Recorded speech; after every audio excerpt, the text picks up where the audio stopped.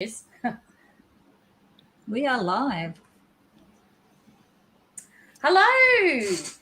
Hi, everyone. I was waiting for the countdown, but it didn't happen. Maybe I had to tick another box. This is Auntie Shazza, the emoji warrior from the Mental Health Warriors, still learning about technology, so bear with me. And that's why it was a bit of a sort of a hello. Oh, we're on. And tonight with me, I have Steve Knapp, the Mindset Warrior. Hello, everybody. And Steve, are you in Sydney or Melbourne? Melbourne.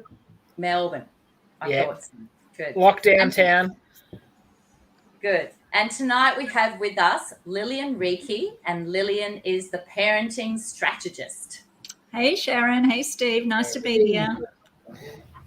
Good. So the three of us have come together on a Friday night. We're skipping Netflix and YouTube videos and the like because we feel so passionate about kids and mindset and parenting that we were willing to give up a Friday night for that. So yeah, which is pretty. It's a pretty good feat to get three of us on a Friday night, isn't it? Good going. Definitely. So, now, Steve, will I see the comments or will I need to look at those on my phone? I can keep track of those if you like. Okay, great. Thank you. All right. So we wanted to have Lillian come on with us. So Steve and I are on here regularly in the Mental Health Warriors. And there's about 14 of us, 14 coaches in here with different skill sets. But we really wanted to have Lillian come on because Lillian and I have got to know each other over the last few months. We've just sort of crossed paths, and it's one of those universe things where some person just keeps popping up in your life.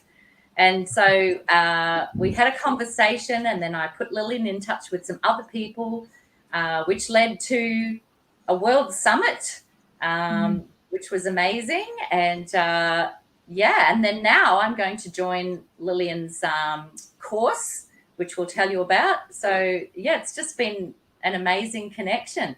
And then I know Steve, and Lillian's just meeting Steve through coaching, and we were in a group together, the Embodiment Alchemists that Steve was running, and then we both joined the Mental Health Warriors. So welcome to both of you, and thank you for joining me. So Lillian, let's just start by asking you if you want to say anything more to that story, and then maybe tell us your story, I think. Okay. Well, first of all, thank you, Sharon, and thank you, Steve, for having me on this evening. I have pretty much been sharing my story on these sorts of interviews 2, 3, 4 times a week over the last little while because I'm putting it out there universally as well as just getting a lot of invitations to speak. So I'm a mum of 2 amazing men now, mid-30s and late 20s. So they're not young anymore. I'm originally a teacher. So I started teaching in 1981, giving my age away. And I became a parenting strategist, not because I woke up one day and said, I think I might be a parenting strategist, but really because of our family's journey. So my eldest son is 7.5 years older than the younger one. And my younger son was born, let's just say, with lots of challenges from the get-go. If he wasn't breastfeeding or sleeping, he was screaming. There was very little kind of, peace, quiet time as you normally enjoy with babies. By the time he was 2 to 3 years old, it was pretty evident that he was busier, more hyperactive than the average child. My first son, mind you, was a very quiet, compliant, cooperative, good kid, never got into trouble type of kid. And then, of course, our second son was a total contrast. I went, even though I was a teacher at the time, I went into business with my husband with his electrical contracting business. So I was in an office situation with him. And so we put our son in childcare at age 3.5. and we lived in a large country town called Shepparton. And at that time, there were 5 childcare centres there. And basically, over a 2-year period, he got a stint in all of those childcare centres because basically he was asked to leave, or we felt compelled to take him out. So when he was, before he was 4 years old, he was diagnosed initially with childhood depression, then with ODD, which is oppositional defiant disorder, and ADHD, which most of you have probably heard, which is attention deficit hyperactivity disorder. And medication was recommended way back then. I think Auntie Shaz is frozen. Is she frozen for you, Steve? Yeah. She's just got a glass up, and I can see a delay. Is it going through okay on Facebook? Yeah. I think so. No complaints so far. That's okay. I'll keep sharing. So by the time he was age 4, he was, as I said, diagnosed with all of those things, and medication was recommended. And quite honestly, it was not a path we wanted to take. We were beside ourselves with, what we were going to do for him, but we did not want to medicate him. As a matter of fact, Steve, he was recommended to be medicated, and they even told me I had depression, which I wasn't depressed. I was just, they recommended medication for me too, because I just wanted to understand how I could help my boy. So he was very, very, very challenging. And then I'll skip the story as quickly as I can. So then, so he spent 2 years in 5 childcare centres. They basically couldn't cope with him. We went from doctor to paediatrician to psychologist to psychiatrist to counsellors. Nobody seemed to be able to help us except to medicate him. And that wasn't an option. So we kind of set about on our own journey of, discovery and exploration. But quite honestly, it was a huge struggle. Especially back then in those days, it wasn't as holistic, as we are now. So primary school years, so age 5 to 12, things weren't perfect, but we got some results because we really concentrated on his diet, on avoiding the colours, preservatives, additives, sugar, getting all the toxins out of his life, supplementing him, and doing kind of more of the physical stuff. However, Steve, when adolescence hit, oh my gosh, the challenges we had from 3 to 5, 10x'd. So from 13 to 15, that's when we had our revolting child, hence the name of my 3rd of 6 books, The Revolting Child, A Blessing in Disguise. So he, age 13 to 15, makes my heart thump just thinking of how challenging it was. So he went to 5 childcare centres, then he went to 1 primary school, lasted 1 year, then we went to another primary school, then another, then we moved to Queensland, went to another primary school, then we went to 1 high school, he got kicked out of that, went to another high school, got kicked out of that. So basically from 4 years old to 13, he got kicked out of every place he attended because he was extremely challenging. We were that family on Today Tonight twice because of our challenging son. So we were featured on Today Tonight twice, our story. And over the years, I've probably done hundreds and hundreds of interviews on radio, TV, online because of our journey and our story. So I'll take a breath. Did you want to ask any questions? Because there's lots more story to go. Yeah, I'd love to know, you sound like you're very similar to me along the I'm not going to just be told medication's the answer philosophy. Did you find that, with all the different professionals that you saw over that time, were they all trying to go down that same path, or were there a couple there that were trying to steer away from it? Because it seems way too common that the easiest way out now is just medication across all of so-called professionals. Absolutely, Steve. With mainstream, it was 100% all medication. It wasn't until we started looking outside of mainstream with naturopaths and different holistic practitioners that we started getting some different advice. But definitely it was 100% medicate. And I certainly did a lot of research. I've never been a person to medicate at the best of times, let alone medicating my 4-year-old son with antidepressants initially. And then first they recommended antidepressants, then stimulant drugs. So I'm like, this is crazy. Why would I medicate my 4-year-old? In saying that, I've spoken to many people who have in pure desperation.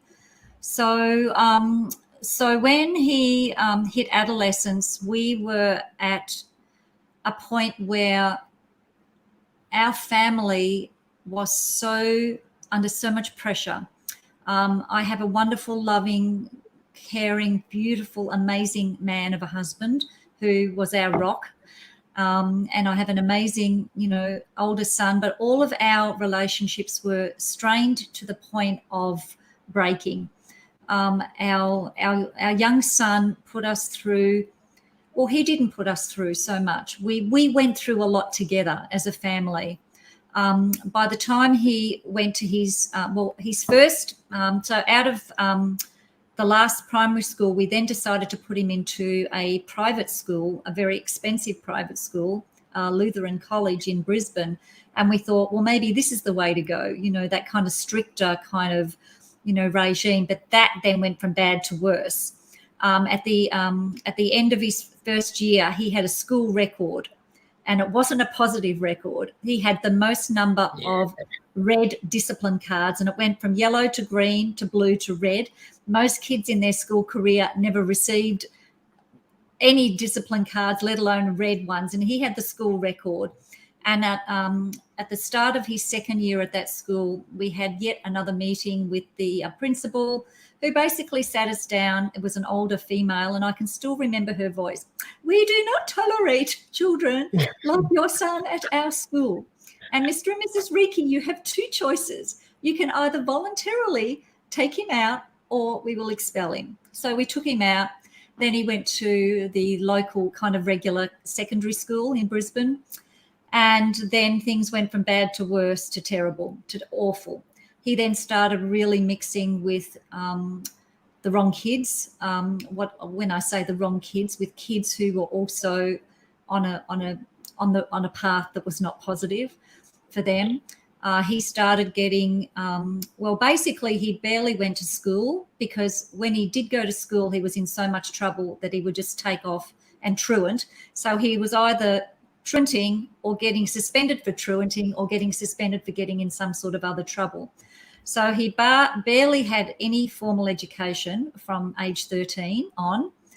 He started getting in trouble with mixing with the wrong kids, with the police, with doing things and taking things that he shouldn't have. Use your imagination. And you can imagine how stressful it was for my husband and I. And we literally did not know what to do. And this is why I'm so passionate about what I do now, because if there's somebody listening who has a similar sort of story, if I can help them in just the smallest way, that's my absolute passion to do so. So we met a parenting coach. It's a bit of an interesting story. We met a parenting coach when he was 14 and a half. And that was just through the law of attraction, because I said, please, universe, help. We need some help.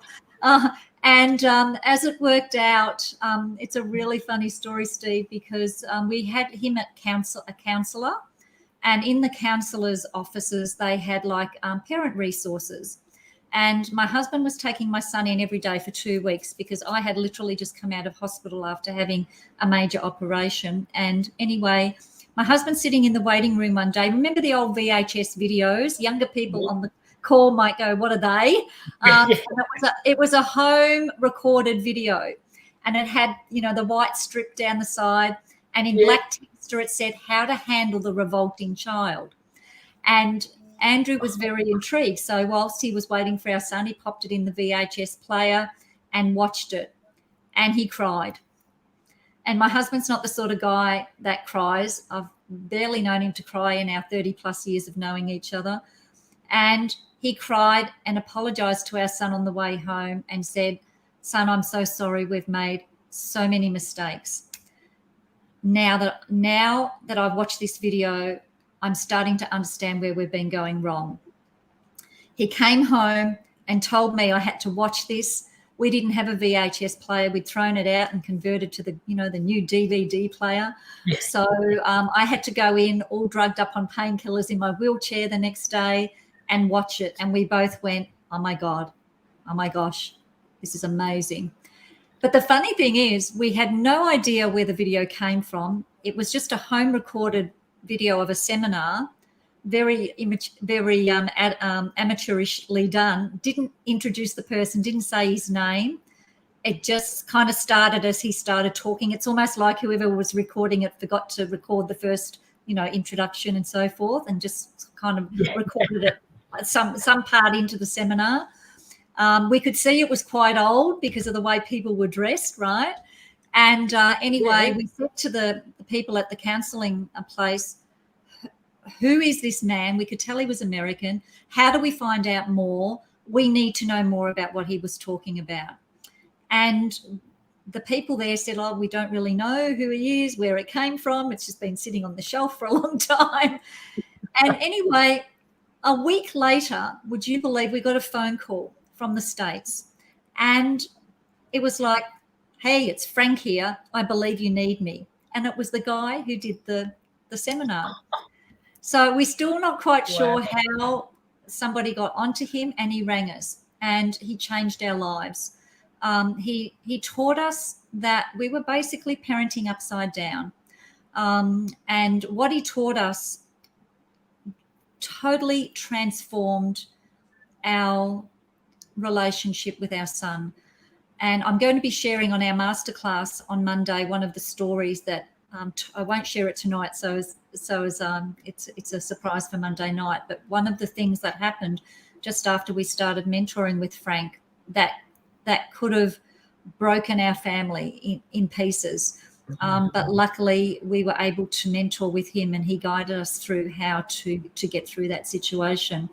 And then so we mentored with him for 2 years, so it's interesting. You're a mindset warrior. Like people, get coaches for mindset, for business, for income producing, to make more money, for health, for personal development. But people don't often invest in their relationships and their parenting. But we were at that point of desperation where if we didn't do something, he was going to end up in jail, or one of us were going to end up broken. Like it was that challenging. So anyway, he changed our lives. And then in 2013, I heard about the Nurtured Heart approach, which is what I now teach, which is what Sharon is coming to join me to learn on the 25th. And that aligns so closely with what Frank taught us. And it's my absolute passion to share this with families. So, yeah, that's kind of our story as quickly as I could tell it. Sorry, probably took a bit longer than I intended. No, that's amazing. And I think this would be hitting home and resonating with so many people. Like a lot of the time you feel like you're a bit uncertain, or you're alone, and I'm the only one going through this, because a lot of people don't openly speak about their kids, the rat bag of the bunch. So I can see I'm probably a bit different on that front, where I openly admit not only any of my issues, but I'll throw my kids under the bus as well. I'll mention when they're not doing what they're doing. So I think this will be so needed. It's like just amazing how much, and I think the pandemic's not helping either. I think there's a lot more kids that are at their wits' ends, getting a bit lost and wondering where to go. Yeah, absolutely. Yeah, welcome back, Sharon. We missed you. This has never happened to me. My computer just died. Oh, no. I was like, what? I'm looking at plugs and cables and then I was listening on the phone and commenting. But yeah, anyway, thank you. That's okay. I'm just going to turn my air conditioner off.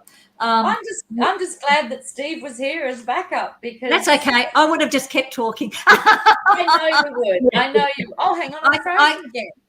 When it comes to this topic, I can literally talk underwater. I'm so passionate about it because, Steve, when you said that you talk about, when we were going through this, we actually moved states, so we didn't have to share this with our closest friends and family. We were particularly me, I'm a really proud person and I'm a positive person. And, you know, I was running all these businesses and I had teams of people I was looking after and in leadership roles. And, you know, and they saw me as this really positive person, but we were like a duck on water. Like we were looking smooth on the top, but we were paddling like crazy underneath. And we were struggling. We really, really were struggling. And it was tough. I tell you, it was really, really tough. And, you know, we come into parenting to have, you know, fulfilling and loving and heart-connected relationships. And sometimes they don't go that way or they don't stay that way. And it is heartbreaking, you know, because my idea of being a parent is to have beautiful connected relationships, not only with my kids, you know, from 0 to 20 or whatever age they decide to leave home, but forever, you know, for when they grow up and they have kids and they have families. I want those beautiful connected relationships. So I feel so blessed to have found out about the Nurtured Heart approach, because what we learned from Frank was so impacting, but it wasn't easy for me to teach because it wasn't sort of systematic. It was just a whole bunch of stuff that he taught us, you know, week after week after week for 2 years. He basically taught us how to it's almost like, I say to people, it's a bit like learning another language. So we were using English, but we were using words in different ways and connecting with our son in a different way. And I know, Sharon, you've heard this story, but Steve, you might, this is one of my favorite stories. So, oh, bless you. Sorry. When my son, so we met Frank when Caleb was 14 and a half, and not just before he was 16, we were getting such great results that I really, when the universe nudges me, I go, yes, I need to do this. And the universe kind of said, right, Lillian, you need, because I'd already written 2 books. I've now written 6, but I'd written 2 at this time. And the universe says, right, you've got to tell your story. But in the other 2 books, I was a bit guarded about what I shared and didn't share. And that was also before his teenage years. And I actually got my family together, so my husband and my 2 sons, and I said, this is what is in my heart. This is what I need to do. But I need it to be a tell-all story. I need it, because if it's not a tell-all story, then it's not going to be impacting. And I knew it would affect my youngest son mostly, because basically it's about him. And at the wise age of, 15 and a half or whatever he was, because it was actually published just before he turned 16, but only took me 6 weeks to write it. He said, Mum, I'm happy for you to tell the story as long as you tell the whole story from everybody's perspectives, not just about all the stuff I did wrong. And I'm like, okay. And I said to my husband, how do you feel? And he's like, oh, okay. And then I said to my oldest son, how do you feel? And he was happy for us to do it as well, because he had actually, his whole career as a naturopath came about because of his younger brother's journey. So he also has a passion to impact families in a positive way. And I know, Sharon, you heard Nathan speak on the masterclass we did, and he'll be speaking on the masterclass on Monday as well.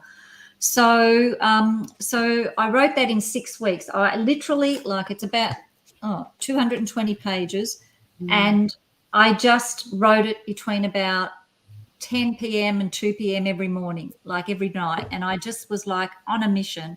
It was all in my head. I just had to either scribble it down on a book or type. I couldn't type fast enough. I actually could write faster. So I scribbled it down. I'm not a very fast typer. And then we were invited to do a book launch. We did a couple of book launches, actually. And we did this one book launch in Brisbane. And they invited my youngest son along. And he was a little bit reticent, reluctant to come along, but he did, because he knew how much it meant to me. And so my husband and I shared, a bit of our story, just like I have tonight, and our journey. And a gentleman in the audience at the end, we had a Q&A, and he said, can I ask your son a question? And he's at the back of the room oh, I don't know about this. And I just looked at him and said, it's up to you. And he kind of shrugged his shoulders and goes, oh, okay, might as well. And the gentleman actually said, Caleb, what was it that took you from where you were? Because we told our story in a little bit more detail than I have tonight about how challenging things were, the things he was doing, the trouble he was getting into, etc., and the relationships that we had in our family, which were very strained and very tough to deal with. And he said, and the guy said, so what was it, that took you from where you were to where you are now? And of course, my ears were like, wow, I need to hear the answer to this, because that's a great question. I hadn't even thought to ask myself. And he contemplated for a few seconds. And then when he said, so profound, he said, and he wrote the foreword in this book, by the way, because when I asked everybody to contribute, he wrote the foreword. And he said, when I saw the effort that my mum and dad went to be the best parents they could be, I just wanted to be the best son. Wow. And that to me was everything. Like, what we did, what we went through was worth it. And he saw the effort we went to. Once again, why I'm so passionate about what I do now, because communicating in the way that I teach people to communicate with their kids, and not only their kids, with each other, truly is life-changing. People have told me in my classes that, like one lady shared on Monday night, we did our last call for a 12-week course, and she said, Lillian, and she's done 3 courses in a row with us. She said, I'm addicted. I want to keep coming back. And she said, not only has this helped with my relationship with my adult children, with my 3 grandsons, with my mum, my husband, but she said, it's changed me. She said, I'm a different person, and I'm like, wow, this is a woman in her 50s, and the stuff that people, say that, their kids really see the difference this makes. And it's not that we're not already wonderful, loving, committed parents, but we are just parenting upside down. And I haven't talked about upside down yet, so we can talk about that, but I'll take a breath and allow you guys to ask me some questions. Oh, no. Well, we've got a couple of comments apart from mine. There was one there from Adam. That's a question, but we've got a few people watching. We've got Godwin and Adam, who's in charge of the show. We've also got Carolyn, one of our warriors, who said, wonderful, guys. Nice. And Fran Knapp. Fran has said, this is very interesting. So that's great. Awesome. That would be my mother. Oh, that's your mum. It is. Of course it is. No, yes. And then Adam says, oh, of course it is. Adam says, hey, Stephen, how do you feel knowing your mother is here to parent you by monitoring you online? No. That's perfect. Well, that's great. But I'll throw the question at you from Adam. This is a tricky one. Hi, Lillian. What is the difference between raising a child who has depression to raising a child who has autism? That's a big one. Well, I think raising a child who has depression to one who has autism.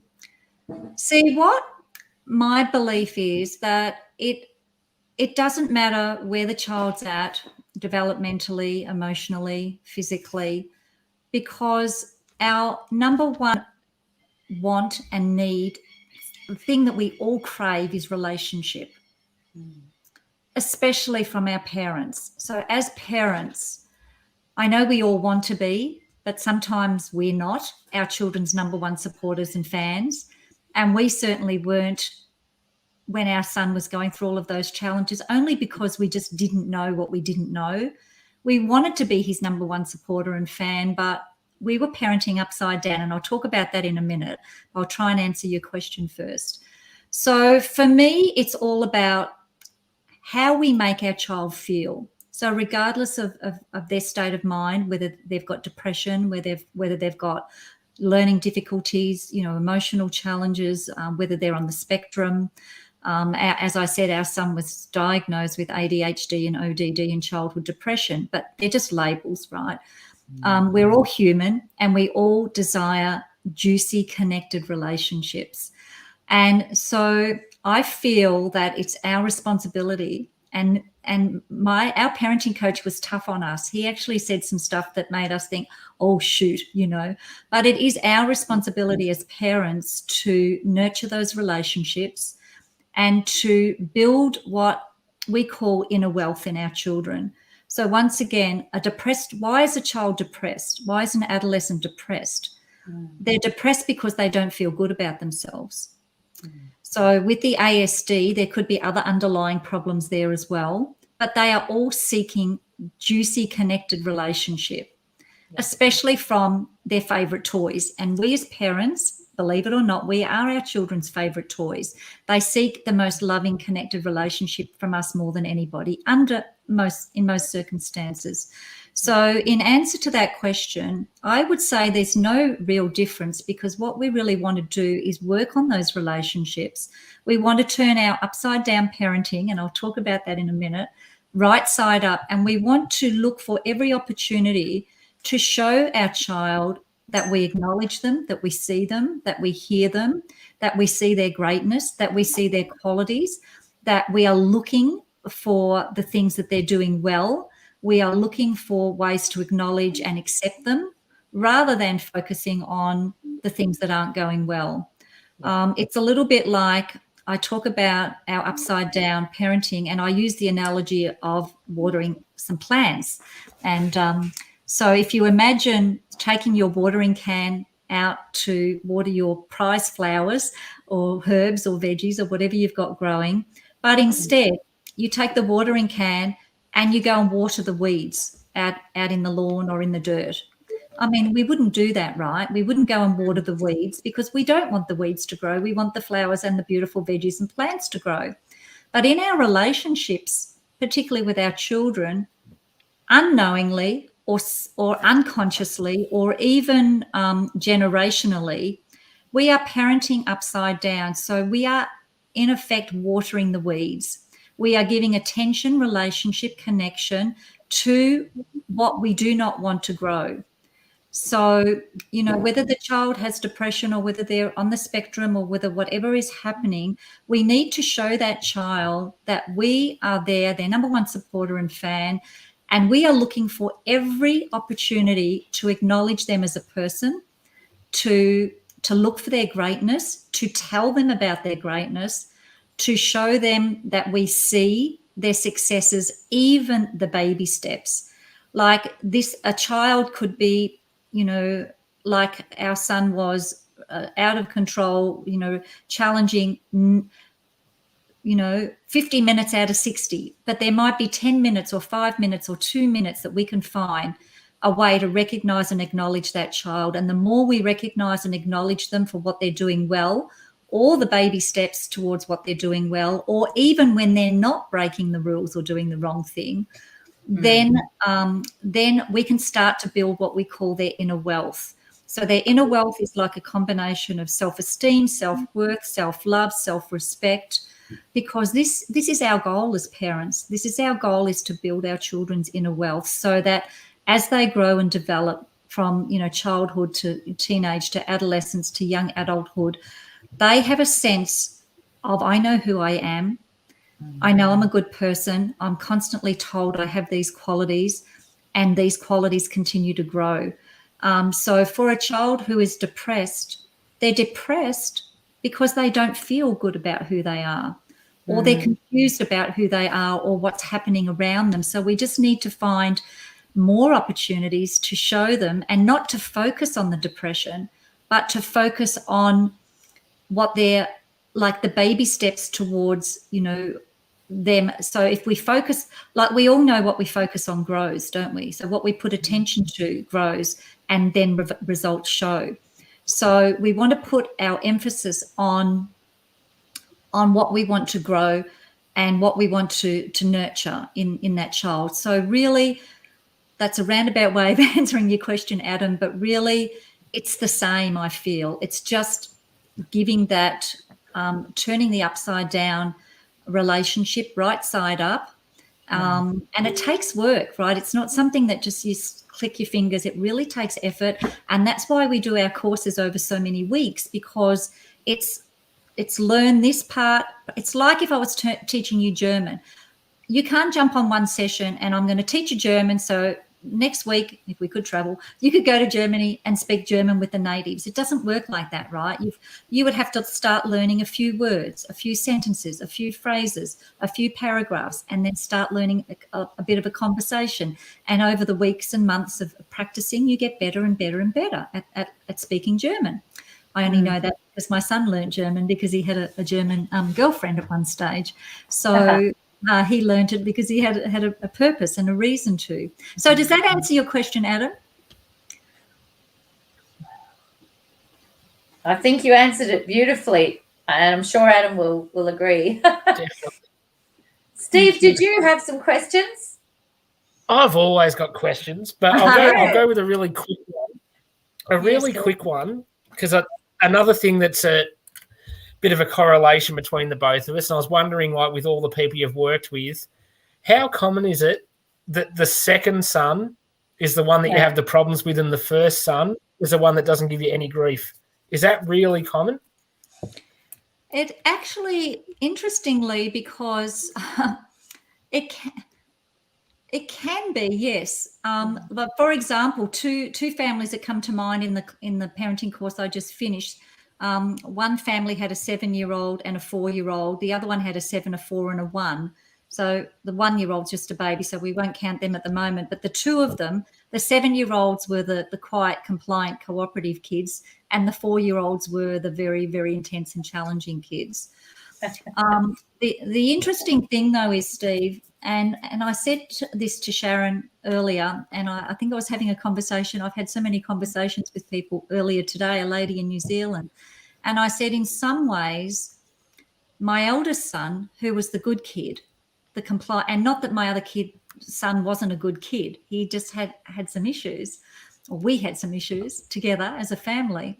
But sometimes let's just say that the more cooperative, compliant, cooperative kids end up having less connected relationship than the challenging one. And Sharon, I've shared with you how this happens in the classroom as well. The kids who are the more intense and challenging kids get 80% of our attention, and the 80% of kids who are quiet and get on with their work get the 20% of our attention. So in that instance, Steve, in my family, even though my youngest son was the challenging one, in some ways, and once again, I have a sense of sadness about this, and I'm going to share 2 tear-jerking stories on Monday night.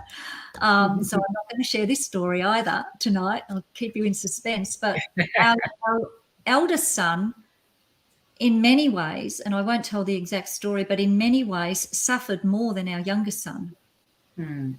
Because first of all, he was old enough to see what was going on. And secondly, he didn't get the relationship connection and that he deserved, because we took for granted that he was the good kid. He would play with his Lego for 4 hours on his own, and we'd go, phew, now we can deal with this with his younger brother. He would sit and read for hours and hours and hours because, and we weren't energizing him. We weren't saying, Nathan, thank you so much for, playing quietly and allowing us to deal with what we're dealing with. That really shows us, that you're really so kind and considerate and thoughtful, and, you're really helping us, to deal with the challenges in our family. And we really appreciate you for that. Like, we didn't do that. We might have given him some junk food praise and said, oh, thank you, or good job, or well done.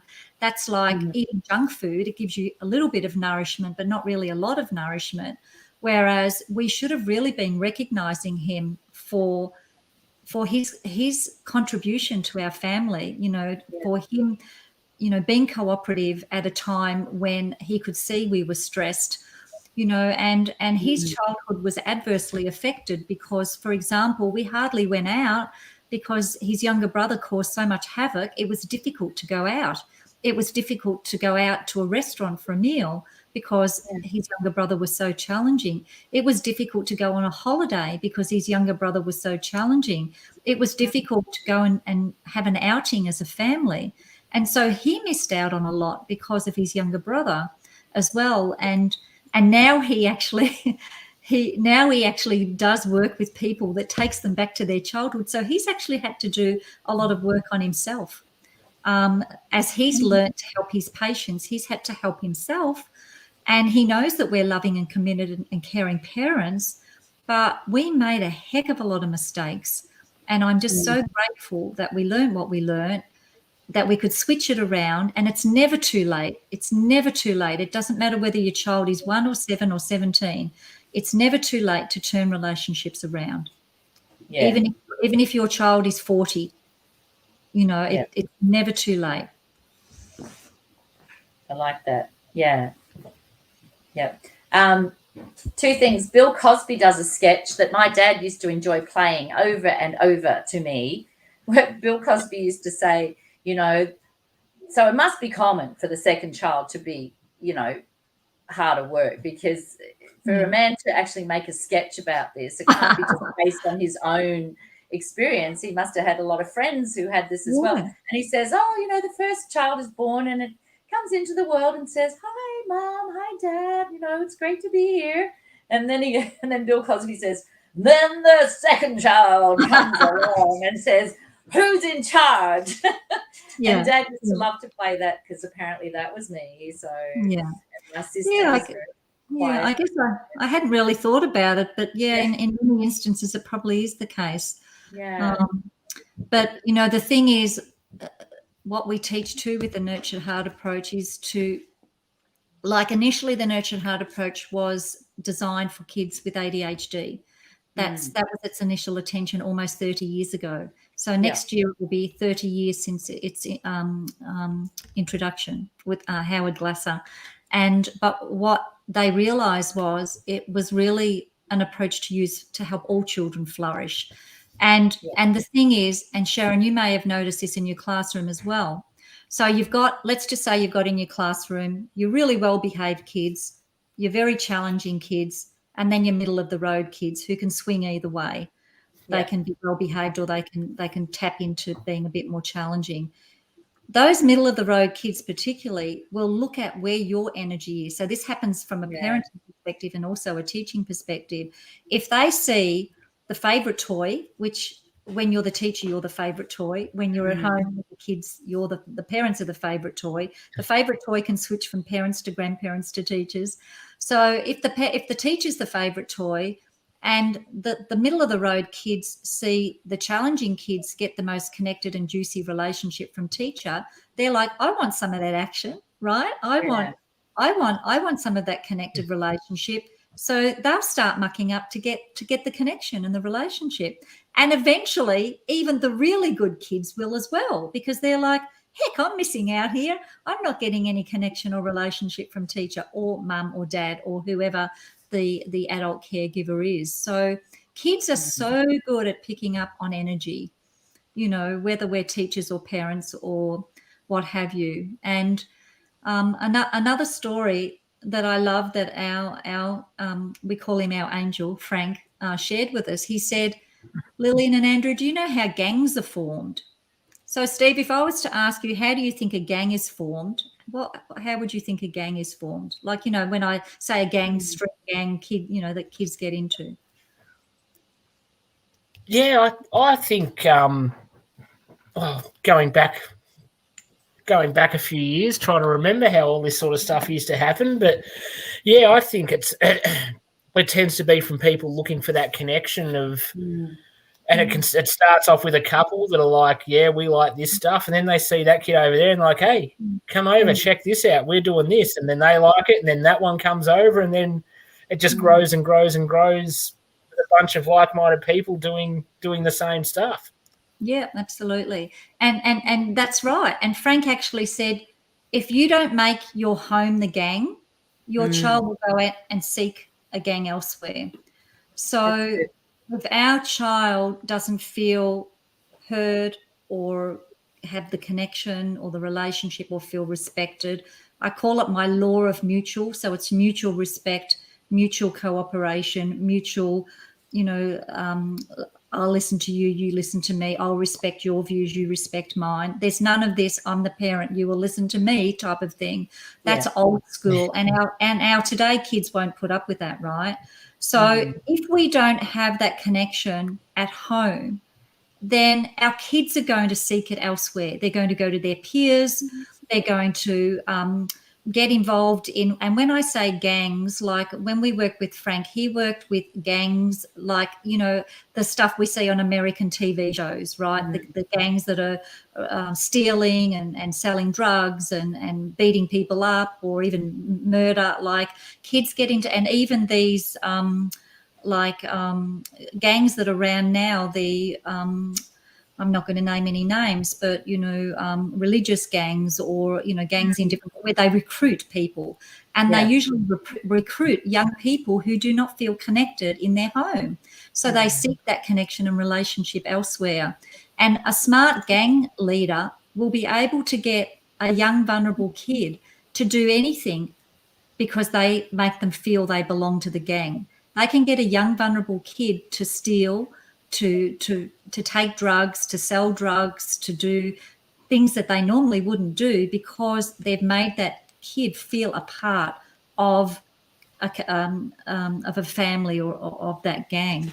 So when he told us that, I was like, wow, we really need to make our home the gang that our kids want to stay at. And our kids are still at home. Our adult children are still at home because we've made our home a place that they want to be. And even though, our youngest son is here with his partner and their dog and their other animals, because we love, like we've got our own parts of the house and we have our own privacy, but we sit down and eat meals together every night. We talk, we ask each other about our days. Here's my greatness jar.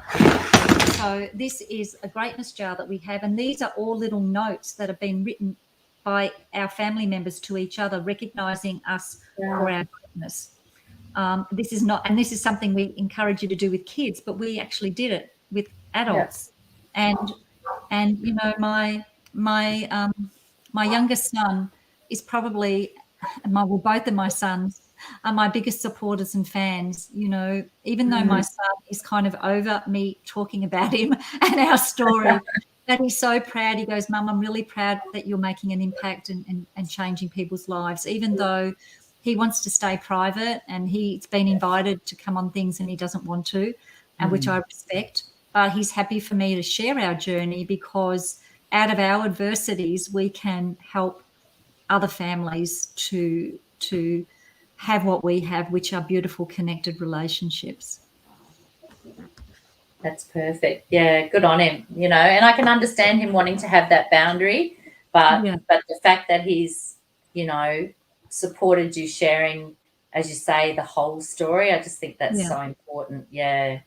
And Steve and I have been in a lot of groups where, where vulnerability and honesty have been the mission, and we've watched a lot of people tell their stories and we've listened and the general feeling among the coaches is the more that people do share that vulnerability, the more people we're helping, because then they relate to you as a person. You're not just some teacher who became a parenting strategist. You've got the goods, you've had the life experience, and I think people value that so much. And it took me a while, Sharon, to tell some of the stories that are really tough to tell, but I tell them for a reason, because if one person out there is listening and goes, wow, I can really relate to this journey or this story, and I want what they've got, or, just if my story can help, if what Frank did for us, I know over the years we have helped thousands of people, because I've been doing this work now for, so he's 28, so about 23 years. And my husband and I used to tour the country in the early days, we used to talk more about the physical stuff. So we used to call our seminars Hidden Dangers. So it was all about teaching people about what was in their food and in their homes, and about nutrition and so forth. So it wasn't until, because we had two kind of like we had the 3 to 5 really challenging years. Those 2 years were very challenging. Then we worked on from 5 to 12, which were not so challenging, but still certainly not perfect. And then the 13 to 15, which was the second batch of challenging times. So, I've probably done, jeepers, I don't know, thousands of seminars over the years, to both, in person. We used to literally get in the car from Victoria and drive to Queensland, and we would have 12 seminars in a row booked out as we went up the coast. And we would say, we're on our way to Queensland. If anybody wants us to drop in, let us know. And people would book us, and then we'd get the map out and try and figure out where we were going. And we would do seminar after seminar after seminar, and I loved it. Yeah. However, now I'm very happy doing it all online, because online, when you do it in person, you have to be able to travel to a venue, and there's a lot of setting up and stuff to do, whereas now we can hop online and I can have people from all over Australia and all over the world tune in, which is fantastic. And that allows you to reach more people too, which is great. Yeah, absolutely. Now, we're going to have to start doing the wind up and tell people what's coming up. But we've just got one comment from Lisa, who says, that's really beautiful, Lillian, and a love heart. Thank you, Lisa. And Adam has another. Adam loves to throw the curly questions in on a Friday night. It's not for him. It's Friday morning cup of coffee time. But, I'm up for it. Good night, mate. And he says, what does a vulnerable child look like in your eyes? And this is a question to you all. What does a vulnerable child look like in my eyes? You might have to expand on that. I know what vulnerable means, but what do you mean? How does a vulnerable child look? Well, I guess that's what he's asking us, but let's put it back on him. I know when I'm in the classroom, I feel like I can kind of spot them pretty quickly. I can spot the one that's going to play up. Where they're starting from the very moment of walking in the classroom. They're coming in rowdy and they're jostling, and I know that I need to get that child settled down and start rewarding them straight away. Could you get the whiteboard marker for me, Harry? And let's start putting his energy into something positive. And I shouldn't say him, but it generally is. Sorry, Steve. No, that makes sense, Sharon. I think probably the vulnerable child would be the one who needs their inner wealth cup filled. Yeah. So they're the child who does not feel, maybe it's not vulnerable, it's not the right word that I'm thinking of, but they're the child who doesn't feel good about who they are. Yeah. For whatever reason, they might have feelings of not being good enough, or not worthy of love, or having time spent with them. Yeah. And they'll be vulnerable because they feel like they don't deserve any better. And they're the kids that we really, as you said, you pick up on them, Sharon, they're the kids that we really need to give the juicy praise, attention, relationship to. Not that they deserve it more than the other kids, but, they... And the thing is with teachers too, Sharon, is we don't know what happens in people's homes. We don't know what's going on in people's homes. That kid could have come to school and had... having witnessed their parents yelling and screaming or throwing things, or they could have been belted, or they could have been abused, or not given breakfast, or we don't know what's going on in kids' lives, particularly in the classroom. And I think giving every child the opportunity to be told they have greatness within. Yeah. And if you're in a classroom, distributing that equally, and you can do it, quite easily. Like if you, acknowledge, make a point, like if it's your regular classroom, make a point of acknowledging all your children. Yeah. No matter how challenging a child is, there is always going to be something. And you know what? The more challenging the child, the more they respond positively to this. Yeah. So, yeah. Yeah. Mm. Yes, and I do try to look out for those quiet ones too, that you just wonder what's going on, because they're not reaching out, they're not playing up, so. And now Kerry says that we've got Phoebe from Friends on the show, so she thinks you look like Phoebe, Gillian. So I look like Phoebe. Yeah, do you know Phoebe on Friends? I don't. I never watched it, but is she the blonde girl? Yeah. Oh, that's a very big compliment. Thank you. Yeah, so there you go. Yeah, something about you has struck Kerry that you remind her of Phoebe. I hope she's not saying you're ditzy or anything like that. I'm a heck of a lot older than she is, though.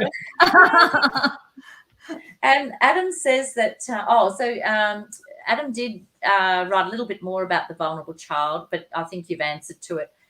Who you think could be struggling or being disruptive, maybe a child with autism or a child who's being bullied. So, so we look out for all those things. And he says to Steve, I understand it may be past your bedtime as the granddad of the Warriors, but let's get your mindset skills mentioned as you're a true warrior. That's lovely. Just tell us a tiny bit. Is that a backhander? He has a dig at me and then tries to tack a compliment on the end? Yeah, that's right. Bloody hell. Yeah. So Steve is the mindset warrior. So just tell us in 30 seconds or less, Steve, what you do there. I do whatever's needed at the time, Auntie Shazza. I work with everyone. Where this is hitting home with me as well, a lot where you were talking just then, is a lot of the same stuff as teachers I bring into my junior sports coaching. And it's a very, very similar philosophy I've found. And I've coached autistic netballers, and same sort of thing. They come out of their shells with the additional praise and connection and love. And it's very, very, two very similar sort of platforms by the sound of it, between teaching and coaching at the same time. So, that's another little string to my bow apart from all the NLP and timeline therapy stuff. My true passion does lie in junior sports coaching. Nice. And you know what, Steve, a sports coach can be very important, particularly for young boys, because particularly at around the age of 7 and 14, boys really need a very strong male role model. Yeah. That's according to Steve Biddulph, who wrote the book Raising Boys. And we definitely found that in our son. So sometimes if they don't get that strong male role model at home from their parent or the male adult in their life, then you can be that person for them, for sure. Absolutely. That's really important. Yeah. And guys, we've just got a couple of things to finish up with. Kerry does say that she means the looks. She said, personality-wise, you're amazing. I think she's saying you're not ditzy. That's okay. She could sing, couldn't she, and play a guitar? I can't do that. That's right. And there's someone here who says, what a wonderful, how lovely. This is Caroline. What a wonderful show, guys. So informative. From a mum of 2 teenagers, I'm watching from a coffee shop in Dublin and getting filled up on your words of wisdom. Thank you, Caroline. That's lovely. Now, we just we want to I'll say quickly that Lillian, I nearly did it again. Lillian is doing this webinar on Monday night, isn't it? So just tell us about that one. Okay, so we did a big masterclass just a couple of weeks ago on, it'll be 2 weeks actually, this Monday. And I got another download from the universe because I gave myself a Monday night off in between courses. And the universe said, Lillian, you need to do a little mini masterclass, because what I want to do is just, I want to, even if you watch my other masterclass, I want to make this a little bit there'll be some similar stuff, but I want to bring in a couple of new stories. But I wanted to give Nathan the opportunity. So it's only going to be an hour. So I'll probably do 30, 40 minutes, and then Nathan will do a good 20 minutes or so on. So I'll be sharing our story, a little bit similar to what I shared this evening. I'll have slides, so you'll see pictures as well, photos. I'll share our story and my why, and then I'm going to talk about the upside down parenting, and how we can turn that right side up. And then Nathan is going to be talking about Pyrol and Methylation. So these are two things that he sees as a practitioner in probably 99% of kids on the spectrum or with learning behavioural types of challenges. And many mainstream doctors and even alternative people are either not aware of it, never heard of it, or are not familiar with how to treat it or what to do with it. So Nathan has actually specialised in this because we've been working together. Nathan's been practicing as a naturopath for about 13 years or so now, and he's specialised in this area because of our journey. And because what happens, Steve and Sharon, is parenting and relationshiping is so important in our children's, overall health and well-being, and of course our relationships. But sometimes there's stuff happening physiologically in the child's body that no matter how well we do with our parenting and relationshiping stuff, it's like, imagine we're driving along and we're driving up to the traffic lights, and usually it's going to either be red, amber or green, but we drive up and they're all flashing. We're like, what do we do? Do we stop? Do we slow down? Do we go? Do we stop? Do we slow down? Do we go? And this is what's happening in the kids' bodies. They've got all this stuff going on that they can't process with the methylation and the pyrol. Please don't ask me to explain it all. Nathan will explain that on Monday night. Monday. But basically, if we don't solve that issue, then it's going to be more challenging to get the relationship side of things happening, because there's so much turmoil happening in the body. And once it's identified, then it's easy to rectify. But often it goes undiagnosed for years and decades. So that's why I wanted Nathan to really cover that on Monday night. But Nathan covers physical, mental, emotional health. We've done some amazing stuff together. And in the course that you're doing, Sharon, he will also be coming in and doing some emotional stuff, as well as some physical health stuff as well. Wonderful. So where do people find, they go to your page, don't they? Well, we can post, or you can post the link. So there's a flyer for Monday night. So I just decided, rather than do a Zoom link, we'll just have people come to my page, which is, you can normally see it, but it's been cut off there. Parent Support Network. It's a Facebook page, but Sharon, if you would kindly put the link below. And the flyer, and you can pop the flyer for Monday on there as well. And come along on, if you can make it live, it would be great. If you can't make it live, then obviously it will be there on the Facebook page for when you're ready. And then we're going to be starting the actual course the following Monday night, so the 25th. And that's going to run, I normally run that course for 12 weeks, but this one's just going to be 9 weeks because it's going to take us up until Christmas. So it'll be from the 25th of October through to the 20th of December, right in time for an amazing Christmas and school holidays with your kids. Yeah, I'm looking forward to that. I'm looking forward to doing the course and getting more changes happening, because, as I say, it's already working. And that's going to make our Christmas a lot more pleasant. Thank you, Lillian. Steve, you're welcome to come and join us on the course. I think you'll really enjoy it. Yeah. Definitely. Anybody's welcome. Yeah. So I'd just like to wrap up and say thank you to everyone who has joined us. Adam has just put a couple of reminders up that 7:30 UK time tonight, so we'll be asleep, I guess. He will be live with an American known as Nicholas Cogburn. So if people are interested, they can go to the Mental Health Warriors page to check out what Nicholas does. And I would like to say thank you so much to you, Lillian, for joining us tonight and helping us with parenting strategies and telling your story so vulnerably. That's a hard word to say. And Steve, I really want to thank you for being here because, as you know, this is only my second StreamYard that I've run in this group anyway.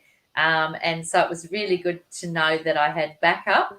And you didn't have to ask a lot of questions because she can talk the leg off a chair. I've just reminded Steve, if you're on the Facebook group, make sure you make yourself known. Pop your name down because Steve is currently, I can see him busily in the background putting names into the prize wheel. Yeah. And we're going to give away a free consultation to somebody listening live tonight. So pop your name in and say, here I am. Make sure you, maybe Steve, you can read out the names, and then if anybody's missing, they can let us know. Yeah.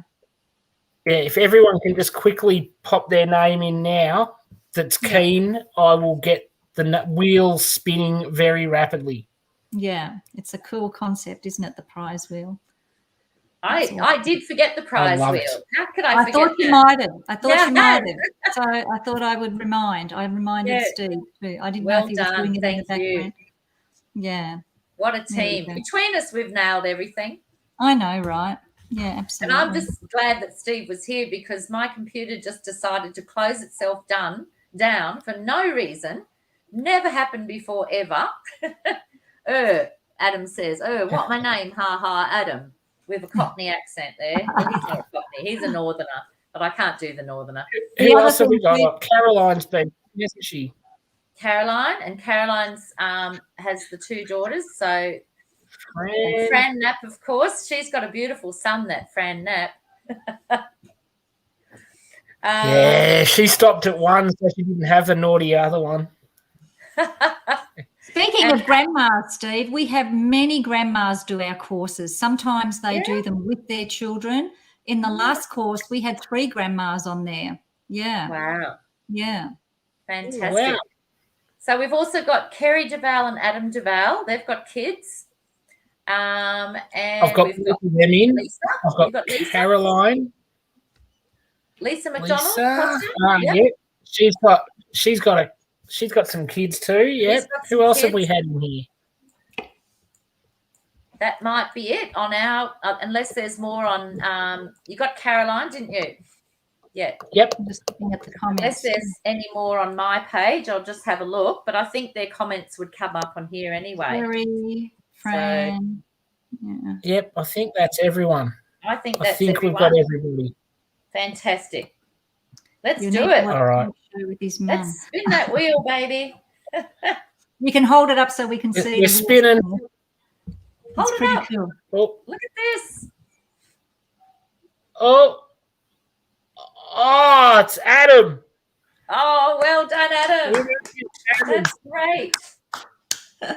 Awesome. Oh, that's great. Well, it'll be good for you to meet Adam and Kerry, Lillian, because they actually run the Mental Health Warriors. Oh, awesome. And they actually have 3 children, but I'll let Adam tell you more about that.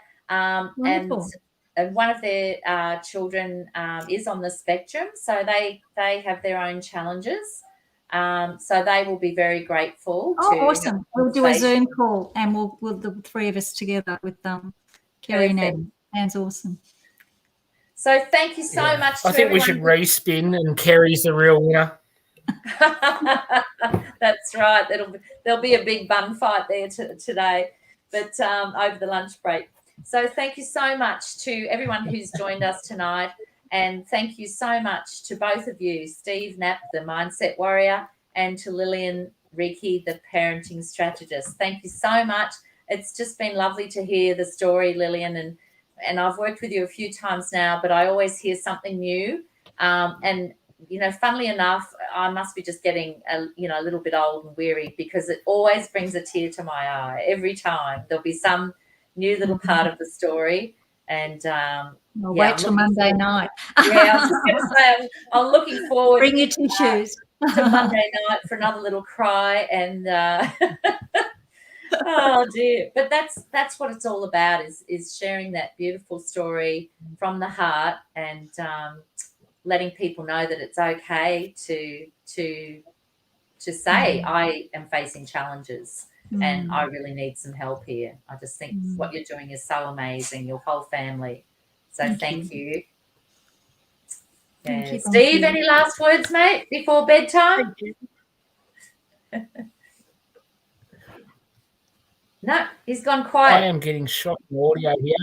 I can't, I'm missing almost everything you guys are saying. It's just all robotic and not coming through to me. It's been like that for ages. I've been trying to sort of pick enough to be able to understand what's going on. Yeah. You'll have to listen to the replay. Yeah. But it sounds good at my end. And, might be time for our group to start looking at Zoom, I think, because we're having a few glitches on here, but never mind. We got through it. And thank you so much for joining us, both of you. And enjoy your weekend. Thank you. Thanks, everyone. Good night. Bye. All good day, wherever you are. Thanks, guys.